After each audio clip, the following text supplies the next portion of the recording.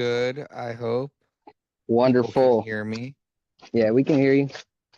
Good. Just everybody's just choosing not to respond. Yeah, it's Tuesday, still early in the week. Is it? Well, we can just end the call and everybody can go back to bed if you want. No, no, no. All right. Awesome.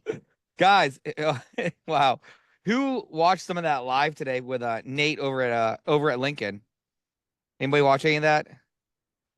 I got a The question about that. What time does that come on? Does he post it on Facebook or? it was just like an impromptu live, like stuff like that you're not gonna get emails for. Like um they just kind of happen. Like there's no really no time.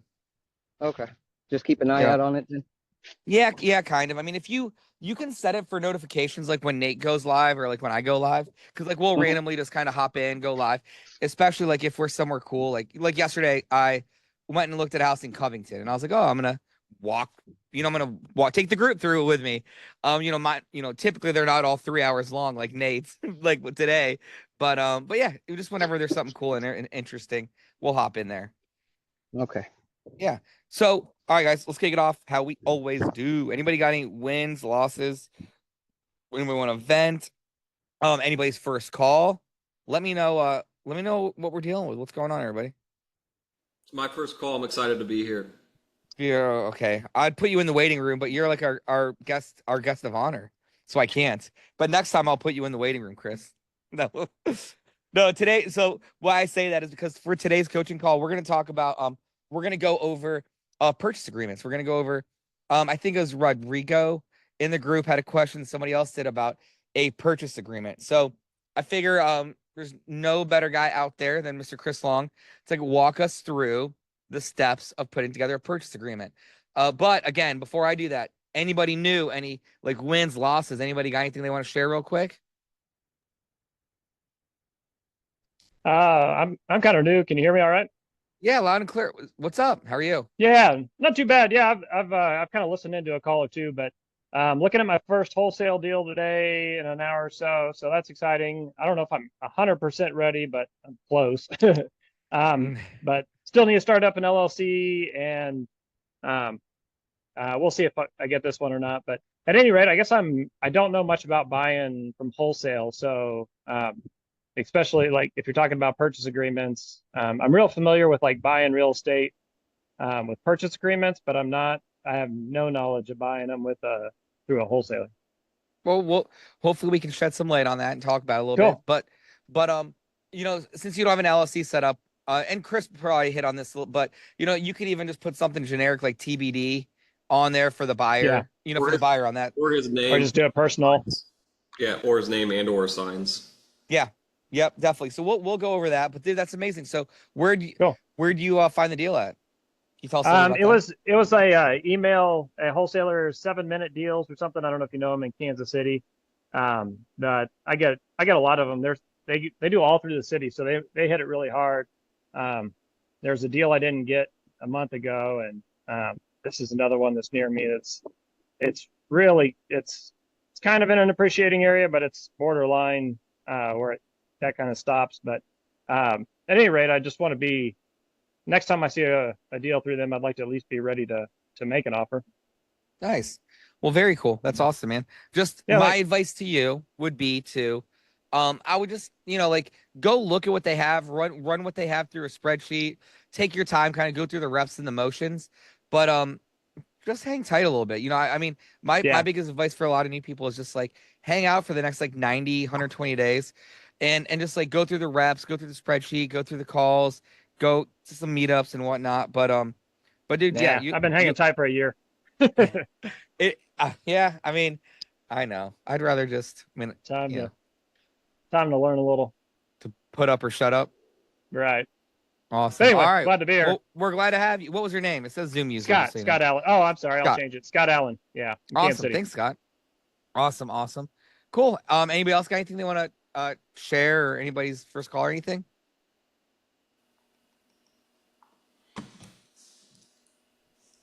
Cool. All right. Well, all right. Well, I guess without further ado, Chris, can you share your screen? Do you want me to share my screen or how do you Share want to your, do this thing? Share your screen. Use the one off the Academy. Use the one off of. Let's show them where to find it. I know. Let's I'm show gonna them show where you to find guys. it. Yes. I'm gonna go baby steps. All right, everybody. I am going to share my screen, and I'm gonna show you right here. Can everybody see this Facebook page? Okay. Awesome. All right. So I'm gonna show you guys where you can find this document. Now, before we get into it, this is like a kind of like, I'm not gonna say generic, but it kind of like covers like an all-encompassing kind of contract. And don't say contract, it's purchase agreement. But either way, it's an all-encompassing purchase agreement. And I know Rosanna was talking about, and I think in New York you guys have to have a special kind of purchase agreement. So just double check with your area just to make sure that you don't need anything like that. But It's here's what essentially a template, you know, like a boilerplate that's going to get you started. You could change something if you didn't like something, you wanted to change the wording on it or run it by an attorney, your attorney or an attorney in your state, and say, hey, is this legit? It's a good starting point for you. And also too, when we talk about building out your team, one of those team members that's on your team is a title company. And if all else fails, guys, and for everybody watching the recording of this, whenever we're going to go through this purchase agreement, but if you're ever confused, your local investor friendly title agent should be more than happy to answer any questions that might be specific to your area when it comes to filling out a purchase agreement. So if they give you any hard time, if they give you any flack, they're not the right person for you. Okay. That's But great. Have them read it and say, hey, do you have any problems or what would you like added or changed to make this flow easily for you guys? You know, that's a great point there. does that make sense, everybody? Because they're going to have all these documents for you. This is why it's so important to have a great investor friendly title company on your team. So I'm gonna show you guys here. So I'm obviously right here at the main screen. I'm gonna go over to BIA members only. I'm gonna look under here, see how it says files. I'm gonna click this files tab. So just a quick refresher, you can see featured posts here where you can find just whatever's kind of going on, city groups and whatnot, members, events. Here you can see upcoming coaching calls, media, just pictures people post. But here, files are what we're gonna talk about specifically. So you go into here and we will type purchase agreement. Oops. Or we'll type in contract. I think it's under contract. Contract. So That's assignment of contract. We're going to need that. there's assignment of contract, and then there's blank wholesale contract. So what I think we labeled it as off market, which we can relabel. Yeah, right here. Off market purchase agreement. So you click this link right here, and this is the one that we're going to show you. Right here. Oh, it looks like we did this almost a year ago. So I'm gonna do purchase agreement. I'm gonna also type in contract, so that will come up. That will come up whenever you guys search. Boom. So now what do we do? Look at this. Boom. I'm gonna click it. It's gonna open. It opened up on a different screen, I think. Oh, no, I don't know where it's at. Hold on, give me 1 second. Let me find it. Hold on. Facebook screen. I know I'm trying to find it. Oh, there it is. Okay, so let me put it over here. So this is it right here. It opens as a Word document. Now, before you guys do anything with it, the Word document it's like that just so it can be modified or changed or whatever. But what I'm actually gonna do is I'm gonna save it as a PDF. It's just gonna be easier for me to write stuff on it. Export as PDF.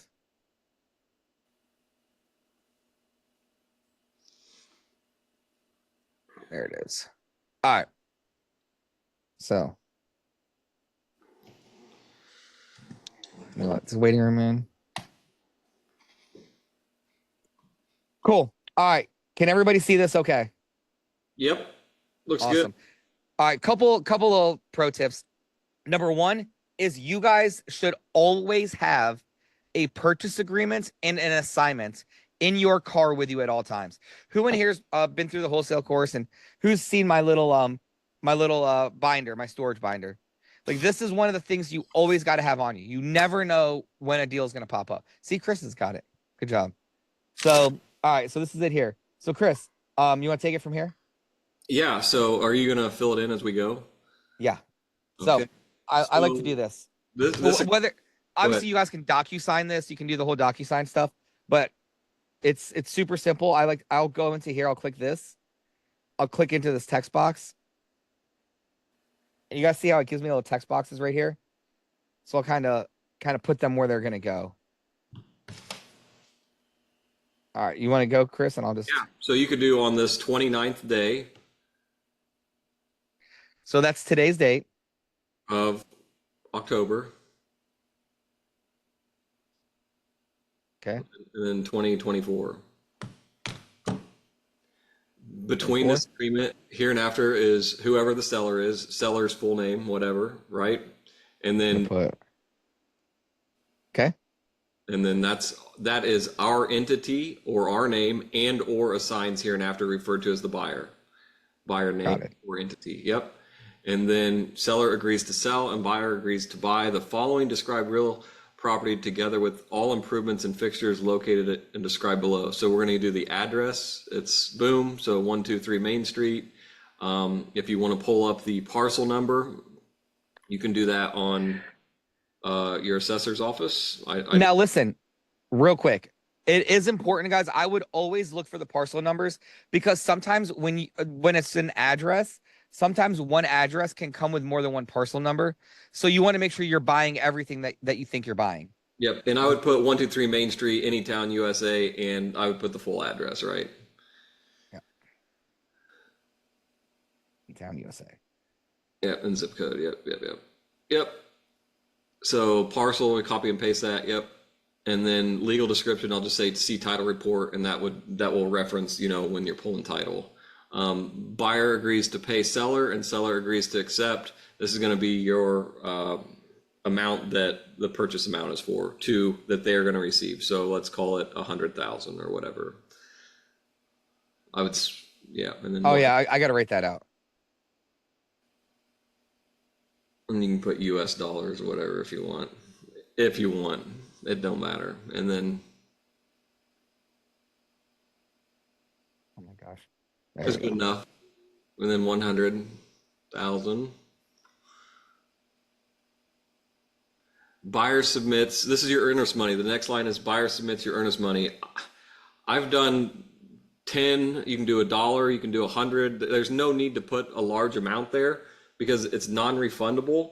And by the time you go through this, it's just it's a nuance of, hey, and the seller doesn't get it right now. It's going to be parked at the title company until close. But when you work your way through this agreement, you're going to see that there's really no way that they're going to get to be stuck with that money anyways. So you can do $10 or something like that. Just say, hey, it's out of, just to make it a legal contract, right?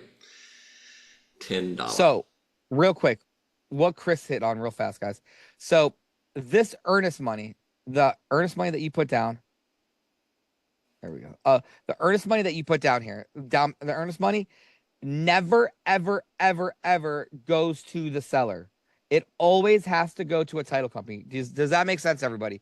Do not ever give any earnest money to any individual. It always has to go to a title company. And a lot of this is going to be about how you frame this. Hey, you're sitting with the seller. Yep. Cool. I can do 100,000 cash. Sounds good. And I'm going to give you, typically we put down $10 is super low, but like typically I would be like, typically we put down about look, lady, I'm doing 50 of these at a time. There's no need for me to go ahead and park, $5,000. So, we'll do $10. It's just a, it's a formality. Yep. It's a whatever. Exactly. As a non-refundable earnest money deposit, which shall be held by the buyer's title company, spelled out right there, and applied to the purchase price at closing. So technically, if you went to closing, you'd owe $99,990, right? Because they're going to take the $10 check that you give the title company, right? And then if not submitted with the purchase agreement, earnest money shall be delivered to seller's escrow and closing agent within 3 days after the acceptance of this purchase.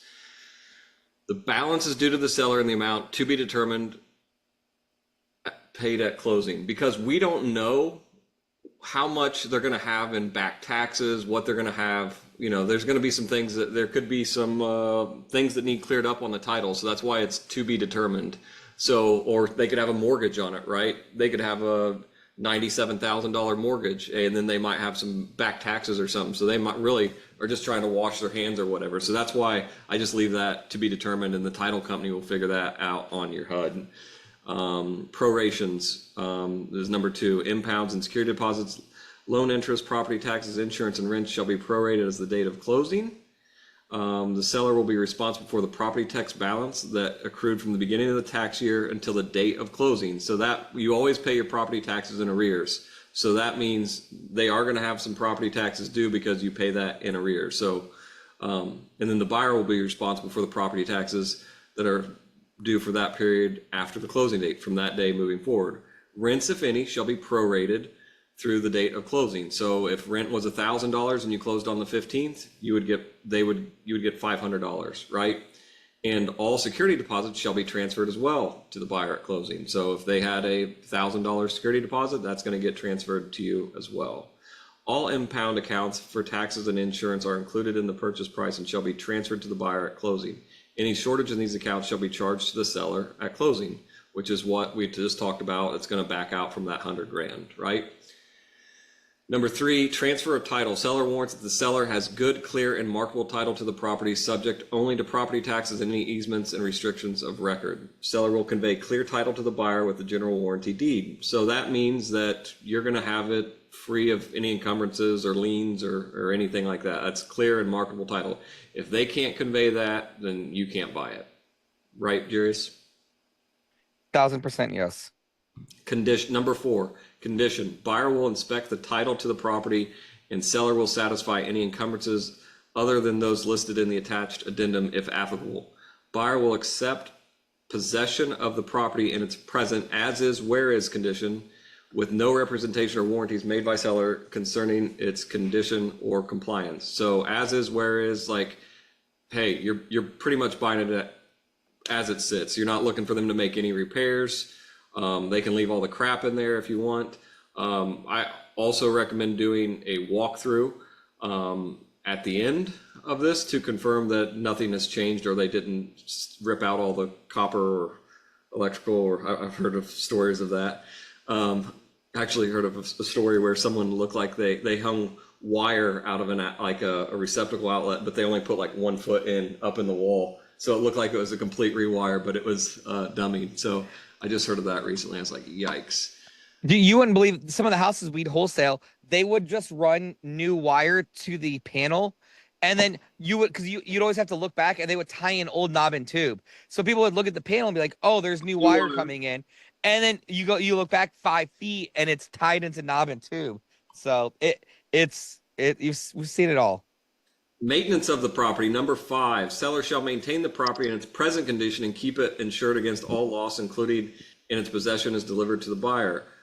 So this is where we're talking about what I was just mentioning. You got a current, same condition. Buyer may inspect the property prior to close to determine whether seller has complied with this paragraph. All construction materials to remain on site with the property. So if they were in the middle of construction, all that stays. Seller should remove all debris and personal property not included in the sale. So whatever is in there stays. In the event of destruction covered by insurance, buyer may elect to close and collect the insurance proceeds.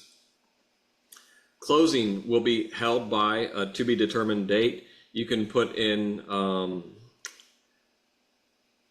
we'll just leave that. Closing will be held by to be determined. Seller agrees to transfer marketable title free and clear of all encumbrances and liens. It's repetitive, except those listed attached in them, applicable, and pay any required state tax stamps required to record deed and mortgage.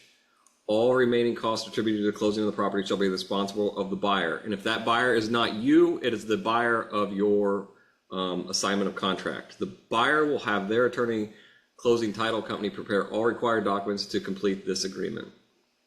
Buyer will place balance of purchase price in escrow 24 hours prior to closing date once date is established. So that means if you're to close on Thursday at 9 a.m., Wednesday, 9 a.m., your wire needs to be in the day before, just to make sure. And you could even change that to 48 hours if you really wanted to, just to make sure there's no hiccups or surprises. Closing date. Time is of the essence. Deed and possession shall be delivered to buyer on or before 48 hours prior to closing date. If the buyer is not you, it is the buyer of your assignment of contract. The buyer will have their attorney closing title company prepare all required documents to complete this agreement. Buyer will place balance of purchase price in escrow 24 hours prior to closing date once date is established. So that means if you're to close on Thursday at 9 a.m., Wednesday, 9 a.m., your wire needs to be in the day before, just to make sure. And you could even change that to 48 hours if you really wanted to, just to make sure there's no hiccups or surprises. Closing date. Time is of the essence. Deed and possession shall be delivered to buyer on or before blank text. So I like to use the word business day or the words business days after it. So if you want to say instead of 30 days, you could say 30 business days, which will really translate to whatever. It translates to in the 40s, right? Because business days are only Monday through Friday and excludes the weekends. Yes. So guys, what this is this is the closing date. This is basically the contract expiration right here. Now, so there's a couple different ways to do it. So the closing date, so we'll say, hey, we'll close within 30 business days. Boom. Yep. Now I'm gonna share something at the end of this, like another way to look at this too. But let's go through this and then we'll do that here in a You second. could put a date in there as well. You know what I mean? If you didn't want to do that, right? Right. Right. So I might as well just say it now. So a part of me is like, also too, I'm also a fan of, hey, if I feel like there's going to be issues, if this is like a probate thing or it's going through the courts or it's whatever, it might be something. I might put this closing date out 6 months. I might put it out 10 months. Now, like why do that? Well, because I want to still be in contract for this property and have the right to buy it, no matter what. Because after 30 business days, if this property still has title issues or still clearing things up, and for whatever reason the seller meets somebody else, and the other person's like, "Well, I'll offer you 10 grand more. I'll offer you 5,000 more." They can technically walk away from this offer and go under contract with somebody else. But if I put this out 6 months, 8 months, I still have it under contract. But what you tell the buyer is you basically tell the seller is you basically say, listen, I'm putting this out 6 months for the reason I just said, in case there's title issues, I don't want to keep getting extensions, blah, blah, blah. But just so you know that I'm serious, I will close, like buyer will close within 7 business days Of free and clear title. of free and clear title. Boom. And then you both initial it. Does that make sense, everybody? Yes. And then we also have that on there where they initial on every page. So like I like it like that spells out page 1 of 3. You'll initial it, the seller will initial it, and then also let's get into that real quick. If depends on if you're some states have to have the husband and wife sign, right? And the other states do not. There's a term for it and it's not coming to my mind. What's Dower? it? Dower, yep. So better off just getting both if they're there. Get both. So because definitely you'll probably need it at the closing. Because in Ohio you don't need a spouse to buy a house, but you need one to sell it. And in Kentucky, you don't. I can't remember what Kentucky is. It was different than Ohio, so it's probably just the opposite or something. But it's different. So you're just better off covering your bases more than anything. So, all right, page 2 of 3, access. Seller agrees that the buyer may advertise the property and have access during reasonable hours to show the property to others. For occupied property, seller to give access with 24-hour notice to show the property to others. For unoccupied properties, buyer permitted access to property via contractor lockbox. So you're like, hey, I've got to get my contractors in here, whatever it may be, right? I've got to figure out what my rehab cost is, and we just need to be able to get in. That's what that's for. And then normally when I go there and get my access, I am doing a full-on interior. Like Jirius just did a walkthrough the other day of his one, right? You're doing multiple. I do interior video, interior photos, exterior photos. You're literally walking super slow, explaining what you're looking at, spelling things out, just so you can go back and reference that. And in the event that you were to find an out-of-state buyer or something like that, that's great content to have and to share with them. I've also started doing Kubikasi, which Jairus has brought up before as well. So you're going to do another video. You're going to spend a little bit of time at this property, but you're going to walk it and you're going to have a blueprint, that's what it's called, right? The blueprint of that house made up within 24 hours. It's normally about 24 hours unless you want to pay for expedited, but it's free. and you're going to have the layout. You can probably figure out dimensions there or some rough dimensions from that, unless you wanted to pay some more. But so then you have that as well, and someone could really, you can see the flow of it. Someone else could see the flow in the event you're wholesaling it or whatever. I really like doing that in my inspection. So inspection, buyer shall have through close of escrow inspection period. So that right there is super powerful because it's giving you through the close of escrow, which you could have any problem with it and get your earnest money refunded, right? So that is super powerful. Some will say 7 days, but if you just leave it through close of escrow, that's going to give you till the date you close. Which is huge. Yeah. I mean, Awesome. let me find my spot. We're just skipping over that. They can read themselves. Buyers shall be responsible for prompt payment for such inspections. So you're going to pay for your own inspections and repair of damage and restoration of the property resulting from such inspections. If buyer determines in buyer's sole discretion that the condition of the property is not acceptable to buyer, buyer may cancel this contract by delivering written notice to such election to seller prior to the expiration of the inspection period.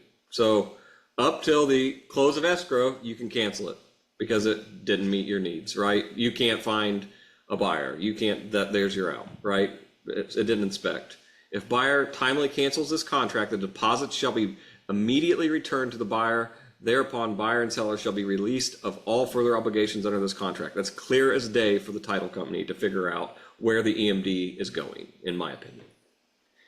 Binding effect. It is expressly agreed that this agreement to purchase real estate includes the entire agreement of buyer and seller regarding the property and supersedes all prior discussions, negotiations, and agreements, whether oral or written. This agreement shall not be binding upon their heirs, shall be binding upon their heirs, personal representatives, administrators, trustees, successors, and assignees of both buyer and seller. Defaults. If buyer defaults under the terms of this contract, buyer shall forfeit its earnest money deposit. There's no reason to do that, but if you did, then so be it. You lost your $10. All monies deposited by buyer shall be retained by seller as full liquidated damages. Again, another reason why I don't like to put a ton of EMD down. In the event of buyer default, sole remedy shall be the earnest money deposit. If seller defaults under the term of this agreement, buyer may pursue all remedies available at law and at equity, including collection of monetary damages and or specific performance of this contract. Number 12, any liability shall be limited to the property itself and shall not extend beyond. 13, if a judge finds one of the provision above invalid or unenforceable, the remaining of the contract should remain intact and legally enforceable. Number 14, if any provision of this agreement is held to be illegal or invalid for any reason, the illegality, it's pretty much stating the same thing, shall not be in effect and remaining provisions hereof, but such provisions shall be fully serviceable and this agreement shall be construed and enforced. You could get rid of one of those really if you wanted to, but otherwise just leave it. Deadline, you're going to give them a deadline to accept this. I normally say, hey, give them a day or two, whatever, right? And you're going to give them till midnight pretty much, and then you'll know. So today's the 29th. And I like to tell them too, like, just be honest with them. Oh, just let them know, like, hey, listen, like, I like this house a lot. This is like my number one choice, but I gotta keep my guys busy. We're wrapping up a project, this and that. I do need to know sooner than later. Like, I need to know sooner than later. So, yep. Yeah. So, hey, I mean, like, it's pretty straightforward. You don't really need an attorney to read this. I mean, it's pretty clear. Fifth grader could hopefully understand it. And then this is to be a legally binding contract. If you do not understand the legal effect of any part of this, seek legal advice before signing. And then the next thing is, if you wanted to put an X there, additional terms and conditions or exhibits, which will be the next page, I'd just throw an X on that little chunk right there if you wanted to, and you could put all appliances to stay or whatever you wanted to do. And then I have each line initialed so it doesn't look like anything was added. If doing it in handwriting, I always do it in blue ink. That's me personally. But we always, and if you guys are ever buying stuff cash, it's always blue ink. Always. Be a real estate investor. Have it. Blue ink. Yeah, so what this is here, you'll check this, and what this is here, additional terms, also known as an addendum. So an addendum, when you hear addendum, just think in addition to of your contract. So like buyer and seller agree that home will be vacant when on or before closing. Buyer and seller agree that car will be moved out of the driveway. Buyer agrees that the seller can leave everything in the house. I'm buying it 100% as is. Like, guys, literally anything that could be an issue or could come up, you need to put here. It needs to be clean as day. If there's a Rookwood fireplace that you love, sellers to leave the fireplace. Sellers to leave all attached, everything, like whatever. But everything needs to go here. And then again, it needs to get initialed right here. Yep. Does that make sense? So that is how you lock up a property. That's getting one locked up. Like, you found the deal on Deal Machine, you're going to submit this. That's how you lock that up. The next one, if you were going to keep that for yourself. Well, hold on real fast though, too. Real fast. So now this is something you guys are going to have at the house with everybody. Okay.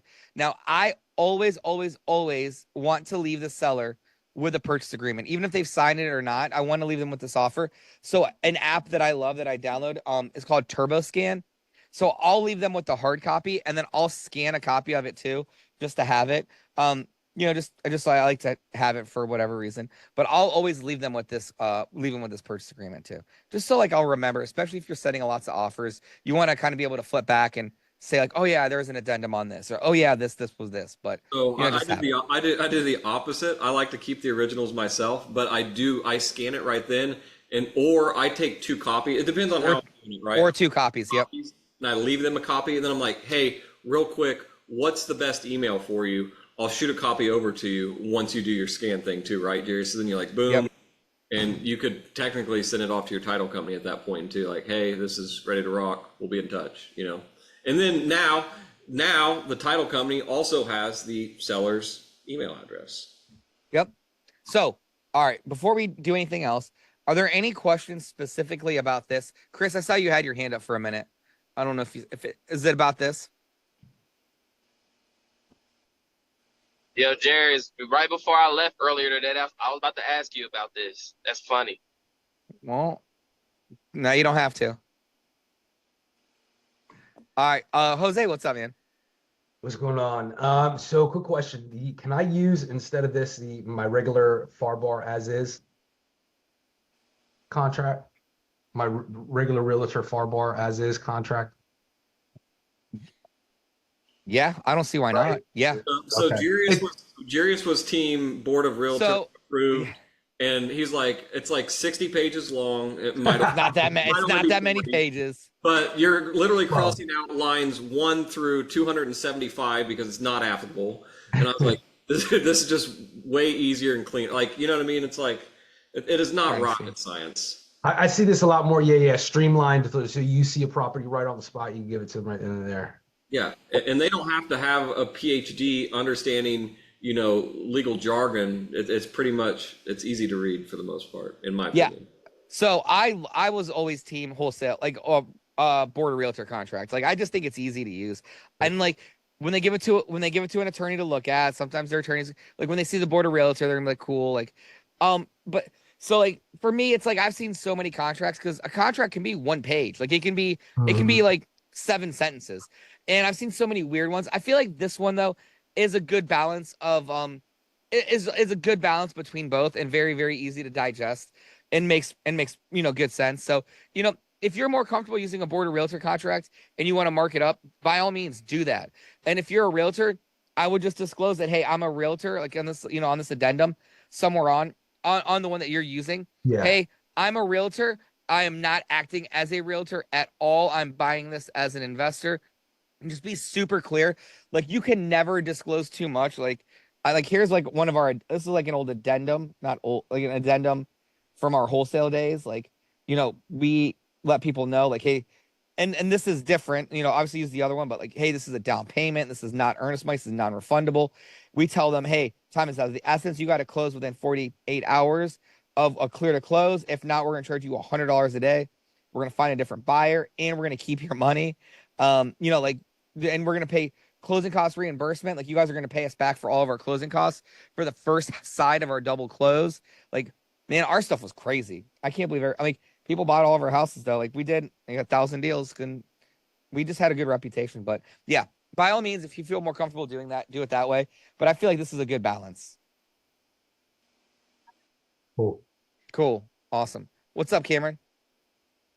What's up, Jarius? Yeah, I just had a quick question about the inspection part of that form. I think what was that, like number 7, 8, 9? or something? Yeah. 9, one of Yep. them. Where it says shall be through close of escrow. That's like pretty much to dumb it down even more. That's just like to the close of the deal, right? 100%. Yep. All right, cool. That's what I figured. I just wanted to make sure. That way you still have a way out, kind of. That is your way out. Not kind of. Definitely. Yeah. All right, I Definitely. appreciate it. So, and if you get any pushback on this, it's like, it's just as simple as like, yeah, this is what we always do. Just, just in case, like, I don't want to pull up in closing. I don't want to go walk the property the day before closing, and then somebody steals the furnace or there's bricks through the window. You get what I'm saying? So like, I just want to make Yeah. sure we're protected. So does that, hopefully it doesn't happen. It's only Right. ever happened once in my life, or it's only blah, blah, blah. I say something funny, laugh, and then just like move on to the next one. Right. So much of this is like how we posture and present ourselves.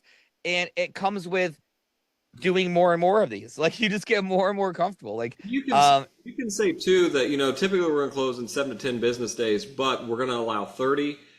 For the title companies are backed up. Everything's just taking longer or whatever, and that gives you that time frame. But as soon as you find that if you're not closing on it, or you don't have hard money, then you're going to find your buyer, and then you're going to get EM, which is going to transition us to the next agreement once Jairus is done or confirms that we're done here. Hey, And then what's up? What's up, Chris? Hey, what's up? I just want to know, can I get a copy of those contracts? I'm like out of contracts, and I got like 3 or 4 properties that I need to. So this contract is just good for the B side. Can you use it for the A side of the contract too? I know you know what I'm talking about, right? No, I mean, this is a purchase agreement. This is what you used to put a house under contract to buy a house. Okay, okay. I need that, but I also need the B side for the buyer. Like an assignment? yeah, Like an assignment, like an right. assignment. contract. Leo, why you sitting there looking at me like that? That's next. Kind of like need your help. We're gonna get. Yeah, I'm because looking at my phone, buddy. I don't have any of that stuff anymore because I got a new computer, so I don't have any of that stuff. None of it. All right, so here, let me show you guys. I saw some people just hopped in. They want to see where to find it. So here we go. So let's do this. I'm going to start from the very beginning. I'm going to log into Facebook. I'm going to go to the private group, BIA members only. I'm going to go to files. I'm going to type in contract. And I'm going to clean up some of these other ones on here. But it's this one. It's not actually this one. It's why didn't it save? Hold on. It's going to be under off market. Oh, off market blank purchase agreement doc. It's right here. So I just downloaded it as a document and then saved it as a PDF just so I could you have the Word doc in case you want to switch anything. Well, you don't really need to, but it's right here. Does that make sense, everybody? Got it. So that's the assignment contract, or that's the purchase contract? No, this is the purchase agreement. This is the first one we just looked at. Okay. All right. So let's go back to files. Cells? Anybody looks crazy? Like, I know, Chris, is that you? back. Chris Long? I think that was Chris Long. Can you unmute, Chris? Yeah, it's you. You're like echoing very badly. All right, we'll let him sort through his tech issues. All right, so we're gonna type in here and we're gonna go to assignment. So this is assignment of contract. I'm gonna open it. I'm gonna click into here, blank assignment. I'm gonna click this. I'm gonna open my folder.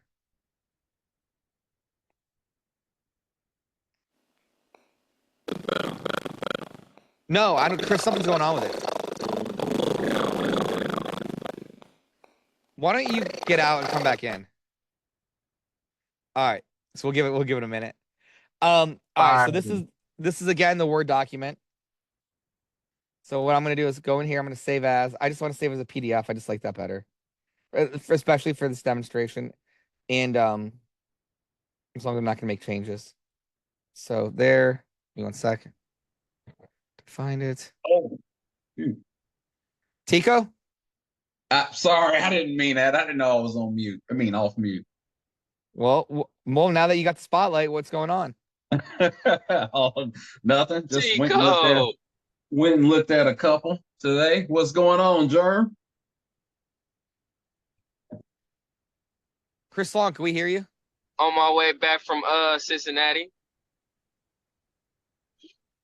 Hey, take that info, put it in action, baby. Yes, sir. You already know. Awesome. All right. Chris, sounds like we got you back in a good place. Hello. What's up, Tico? Oh, I'm good. How you doing? Doing well, brother. So the first one we just went over is a purchase agreement. You use that to put the house under contract with the seller directly. Does that make sense, everybody? Is there any questions about that at all? Awesome. Now you have one of two options at this point. Number one is you put it under contract so you can buy it and close on it and, burr it, flip it, whatever you're going to do with it. Or if you picked it up to wholesale it, you can go and find a buyer. Now, when you find a buyer, this is the document that you're going to use. This is called an assignment of contract. And Chris, do you want to go from here? Sure.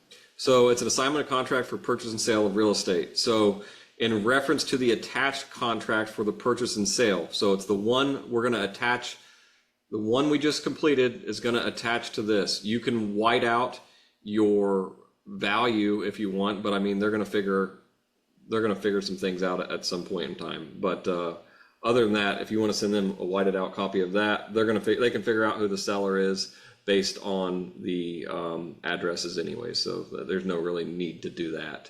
And they need to see what, stipulations they're buying and agree to that, right? So in the county and the property described as blank, that's going to be your address in the county of whatever county the house is in. And then the legal description, see title report again, dated, whatever that may be, between whose ever name is the buyer, which is going to be the people you're selling it to. It's going to be Buyer LLC.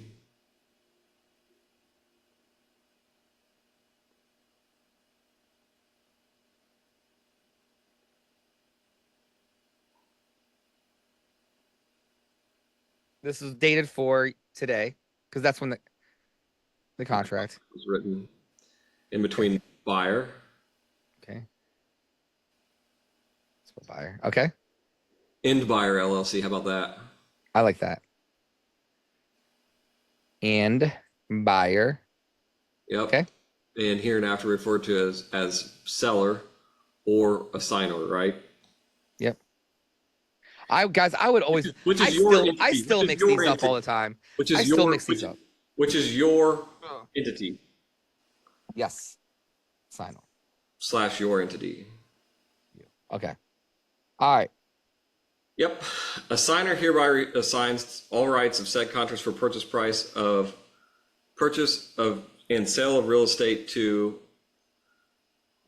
Assigner hereby assigns all rights to said contract for purchase and sale of real estate to buyer assignee. Yes. And Buyer LLC. Yep. For a total purchase price of $110,000. Yep. Well, this is more because you're going to make $10,000 profit, right? Buyer assignee agrees to purchase or close on the property and then you're going to give this a shorter window than the one that you have on the other one. So in the event they fall through, you have an out, right? 14 days. Yep. 14 days. Not business days. We're not doing the business thing here. We're not giving them the benefit of the doubt. We're just going boom. And to fulfill all conditions and terms of said purchase agreement and of this assignment of contract. Time is of the essence regarding this agreement. A signer, at their sole discretion, reserves the right to terminate this agreement if proof of funding in the form of approval letter from lender and evidence of additional cash required to close and or proof of funds is not received by, you can give that a time. I put non-applicable, we have non-applicable with EMD completed.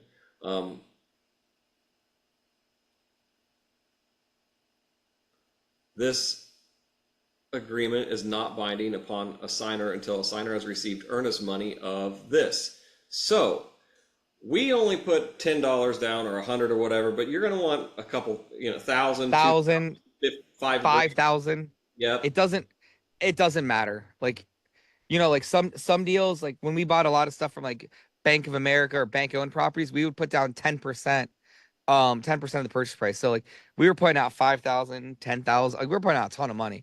And you always want to collect as much as you can when you're wholesaling it, because if anything happens, you want to keep that money. Not all, not like in a shady, crappy way, but like, especially if they're people you've never dealt with before, like you want to be protected. And then earnest money will be held by the title company that you're using. Yeah. And then when you spell that title company out, I always put point of contact. You can put point of contact, phone number, email, address, whatever, right? As much information as you can have, because that's important. Then you're going to initial buyer and assigner. I have both parties always initial. Buyer assignee's earnest money is non-refundable. So they're going to say both parties are signing that, right? But if there's two partners buying it or whatever, buyer assigner's earnest money is non-refundable if assignee defaults on this agreement. If buyer assignee does not close due to no fault to the seller and or assigner and clear and marketable title is in place, all deposits will be considered liquidated damages and non-refundable to the buyer/assignee and to be released to the assignor, which is you. It doesn't necessarily go to the original seller of the property, it goes to you. Buyer assignee agrees that no additional release of deposit or cancellation of contract will be required by signing this document. The buyer agrees that if they default for any reason, these provisions will be followed and the deposit will be considered liquidated damage and immediately released to the assigner upon request. Pretty clear.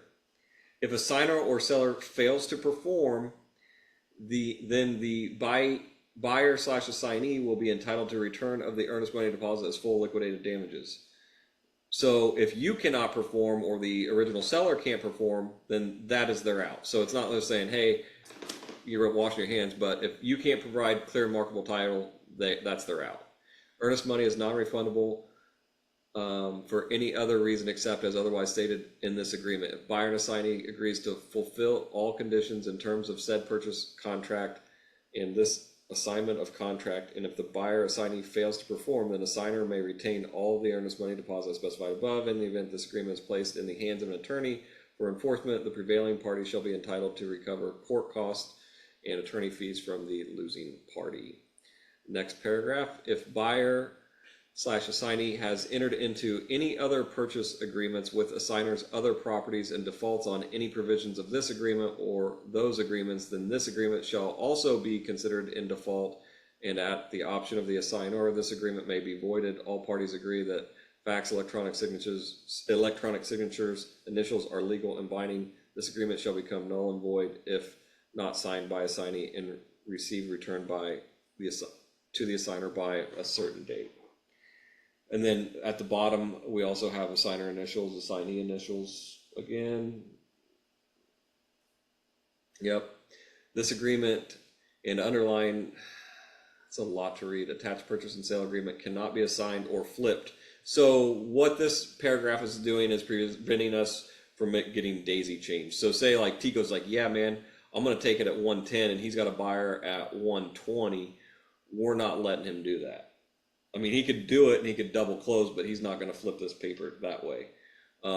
This agreement and the underlying attached purchase and sales agreement cannot be assigned or flipped to another buyer for this closing. If this contingency is violated, the assigner has the option to terminate this agreement and keep the buyer assignee's earnest money. The undersigned buyer assignee must be the final end user/buyer. We just spell that out. Buyer assignee cannot advertise or promote the property prior to the close and will be deemed in default if have done so. So again, nipping that in the tail. Next paragraph, buyer signee waives right to record a notice of interest list pending against the property or to record an agreement or memorandum thereof in the real property records. Technically, if you wanted to record a memorandum of contract, I guess you could, but I mean, things normally happen pretty fast and it just kind of muddies the water a little bit. What's your take on that, Jurius?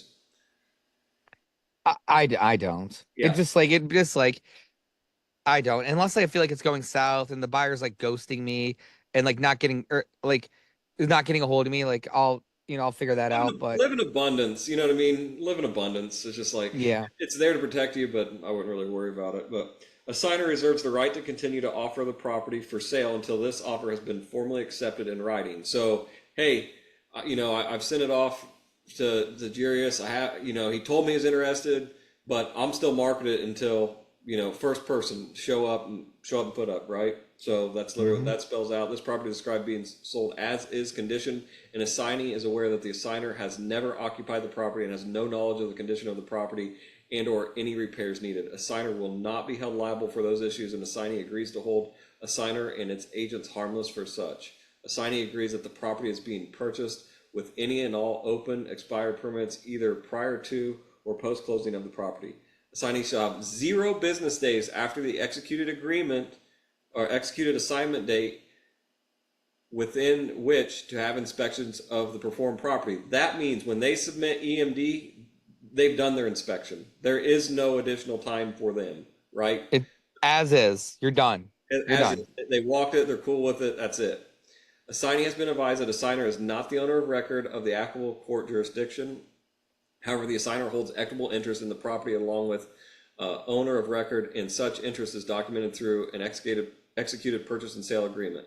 Assigner at their discretion may elect to record entrance conveyance on the property by owner of record to seller on or before the execution of the settlement of outstanding liens and claims against the property between seller and a lien holder claimants.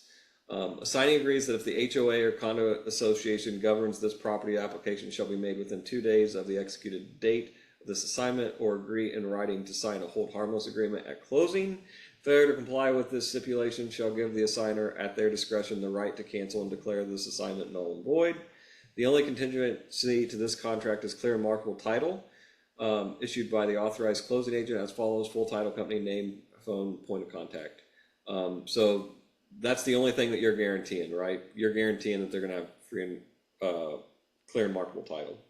At the assigner. And real quick too, guys, see how that's bold right there. Just remember, I have the PDF version, but when you download it, guys, you're gonna have the Word version, so you can type your own things in there. You'll be able to type your own thing in there. All right. This is the spot I'm talking about. All right. Okay, at assigner's discretion, the assignee agrees to extend the closing date for up to 90 days if for any reason the closing agent needs more time to close the transaction. However, once the closing agent is ready and there is clear and marketable title and no liens, the assignee agrees to step in and close within 48 hours of being notified that the title agent is ready to close the transaction. Assignee agrees to send full funds required to close via wire transfer to the indicated closing agent at least 24 hours prior to the closing date and time provided by the closing agent. Again, we spell that out in the first one and we're spelling it out again to our end buyer. Assignee has reviewed and accepted all the closing costs required to be paid by the assignee at the closing cost per the attached purchase and sale agreement, labeled all costs to be paid by the buyer, which excludes the property taxes pretty much and the mortgage on there or any liens that might be outstanding. Assignee will not contact the seller identified in the contract, nor any tenant residing in the property. Assignee agrees to communicate with the seller or seller's tenants solely with and through the assignor. So you're protecting yourself from them working directly with them. Assigner may at any time before closing renegotiate. So that means that I could renegotiate the price. So say I got it under contract with Jurius for 110. But I was really shooting for 115. I'm like, look, hey, we had it at 100. I think I can get it moved at 95 if that still works for you. It's in a little more rough shape than we thought. So you could, if you needed to. You don't have to do it all the time, but that's what that kind of leaves you an out for. The difference, if any, will be paid as additional assignment fee at closing to the assigner. Assigner's negotiation of the purchase price will not affect the total due at closing from the assignee, right? That only affects my assignment fee. Both parties agree that after the closing agent releases the escrow deposit, both the assignee and the assigner have no claim against the escrow agent, and the escrow agent shall be released from all liability. A little protection for them. All the parties hereby certify that they have read this agreement carefully. They understand fully at all the terms and conditions hereof. They enter into this agreement in a spirit of mutual goodwill and cooperation without the use of force. In affixing their signatures hereto, they mutually agree to agree it shall be binding upon them. If any provision of this agreement is held to be illegal or invalid for any reason, the illegality or invalidity shall not affect the remaining provisions hereof, but such provisions shall be fully severable, and this agreement shall be construed and enforced as if the illegal or invalid provision had never been included.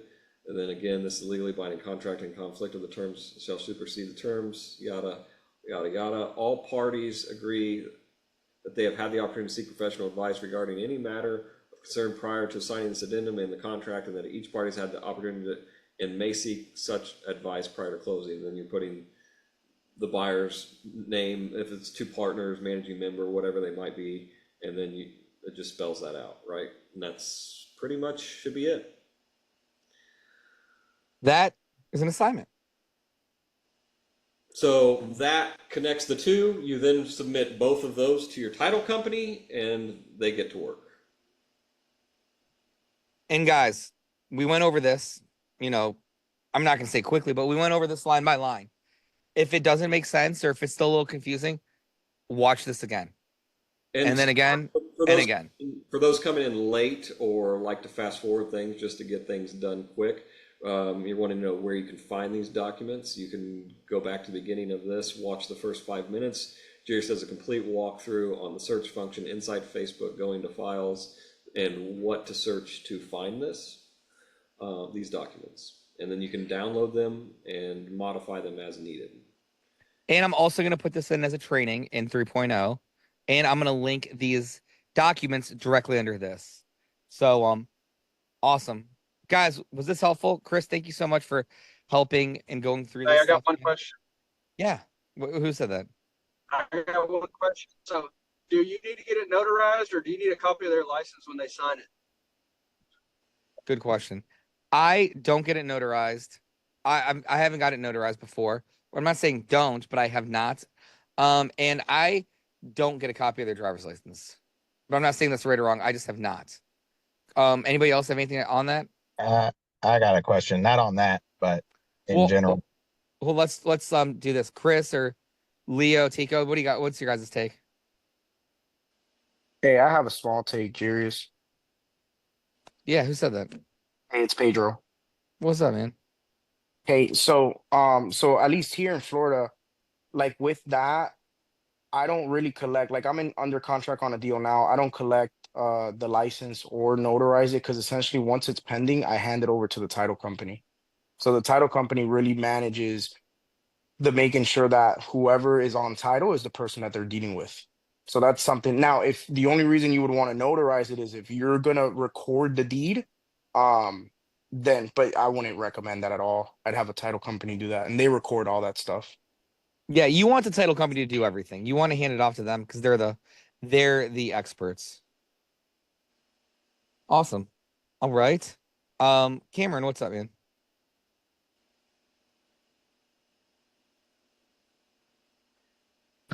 Yeah, just I guess I'm still new to all this, but when you first started out like wholesaling, I guess everything, hopefully this doesn't get too in depth.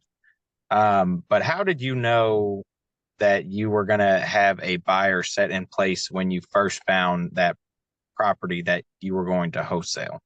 That makes sense, the way I said that? That sounded You're confusing. going to know that it's a deal, and if it's a deal, you'll find a buyer. Yeah, that's not confusing. You just got to know. Like, I mean, you just know by knowing what a deal looks like. And if you go Right. out there, you call people, you go look at properties, you go look at MLS listings and whatnot. You know what things are selling for. you know what things are selling for. So then you walk the property and then you kind of run the rehab numbers and then you are like, oh, I saw so and so listed a house for sale that was like, you know, the keywords like renovated, rehabbed, updated, and you reverse prospect and you kind of connect the buyers that way. But you know, like my thing is like the same areas that we're gonna want to wholesale, you might want a wholesaler and find deals probably isn't going to be the same area that you want to that you're going to want to burn, buy, and hold. So definitely keep that in mind. Like I was talking to Matt at the meetup today, this other Matt, not Matt Atwood, but he shows me his hot sheet and there's a couple deals he pulls up in Westchester or somewhere north, and it was a dated ranch house on the MLS. And I'm like, dude, this looks like a great opportunity. It was listed for like 200, and ranch houses, brick ranch houses in that neighborhood sell for like 400, 450.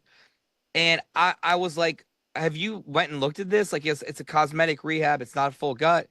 And and that would be a great house for a flipper, you know, somebody that wanted to flip a house, but it wouldn't be really a great buy and hold up in Westchester. And he's like, well, no, he's like, I just thought that was too easy of a house, and that I only needed to, I had to wholesale houses that were full guts. And I was just like, no, dude, you got like anything that's a deal is something you can wholesale as long as you're buying it, you know, for the right price. So you hit something there that resonated with me. Like when I was throwing bandit signs, like I'd throw bandit signs in areas that I wanted to buy in, but it's like that is the BRRRR, right? But you're going to find wholesale deals in maybe some hood areas, right? Where you might you're going to find more dilapidated houses, or it's a seat for somebody else, just not us in the academy, right? So people that are searching for cash flow and don't understand the process like we do. Yes. Does that make sense? Yeah, You that helped. call me helped on out. them hood houses. I want some of them hood houses, Jerry. Wait, what do you say? What are you saying, John? What do you say? He wants some of them hood houses that cash You and flow. Chris call me on them hood houses. I want some of them hood houses. I got you. I think I'm picking one up in Covington tomorrow. I'm still like, I got to figure that out. I might keep it. I don't know. But I'm on the way up there right now. They love me in the hood, man. You keep me in mind on those. I'm coming. All right, all right. I just closed on one in price sale on Carson. I got it for 55. I'm probably just, well, I'm not probably, I'm definitely, I'm gonna put it on the MLS for like 115 and see what happens. I don't know. We'll see. It just seems like, in my experience, on like, yeah, I don't know. I bought it with my own cash though, so I can do whatever I want with it. But I'll let you know, John. I might hit you up for some lending on this Covington house, but maybe not. Maybe I'll just sell that too. We'll see. But thanks for hanging out, everybody. Whoever's editing this, you don't have to keep this banter at the end, or you can. It doesn't matter. But we'll throw this in 3.0. Chris, it's always a pleasure having you on here, hanging out. Thank you so much, guys. For being. I didn't know all this 4 years ago, or whatever, 3 years ago. I didn't. I started surrounding myself with Tico, Jarius, you know, studying Nate, and then day in and day out, and then make it your passion, and then it comes to you. Chris, Yeah, where are you based out of, man? You don't mind me asking. Lafayette, Indiana. Lafayette, Indiana. I'm an hour north of Indy, a couple hours south of Chicago. Okay, you ain't too far from me, man. That's freaking awesome. I'm in Kentucky. Yep. We should do a meetup in Indianapolis at my stay bridge. I haven't even been to that hotel still. I want to go to that hotel. I gotta meet this famous Tico too, man. Well, is he famous? Come on. Tico's only like outgoing whenever he's in front of like a camera doing burpees. He sits on these calls all quiet, and he's just such a wealth of knowledge. I just need more Tico. Tico's like that cowbell that I actually like. Like, I need more Tico in my life. He hit that 30-second handstand. I was cheering him on. I did. Thank you. Yeah, it felt good. Felt good.